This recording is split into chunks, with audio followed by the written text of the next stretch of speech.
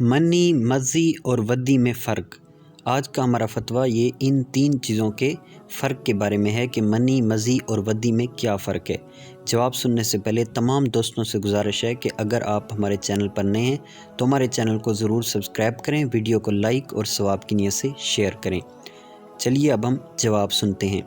جواب: منی وہ سفید گاڑھا پانی ہے جو شہوت کے ساتھ اپنے مقام سے نکلتا ہے اور اس کے نکلنے کے بعد ذکر یعنی آلۂ تناسل منکسر ڈھیلا ہو جاتا ہے، یعنی شہوت ٹوٹ جاتی ہے۔ منی اگر شہوت کے ساتھ اپنے مقام سے جدا ہو کر عضو سے نکلے تو اس سے غسل فرض ہو جاتا ہے اور یہ ناپاک بھی ہوتی ہے۔ اور مزی سفید پتلا پانی ہے جو کہ شہوت کے وقت جیسے بیوی سے کھیل کود، بات چیت وغیرہ کے دوران نکلتا ہے اور اس کے بعد آلۂ تناسل منکسر یعنی ڈھیلا نہیں ہوتا بلکہ مزید انتشار آتا ہے۔ مزی سے غسل فرض نہیں ہوتا، البتہ وضو اس سے ٹوٹ جاتا ہے اور یہ ناپاک بھی ہوتی ہے۔ اور ودی وہ سفید پتلا پانی ہے جو کہ پیشاب کرنے کے بعد نکلتا ہے اور ودی سے غسل فرض نہیں ہوتا، البتہ وضو ٹوٹ جاتا ہے اور یہ ناپاک بھی ہوتی ہے۔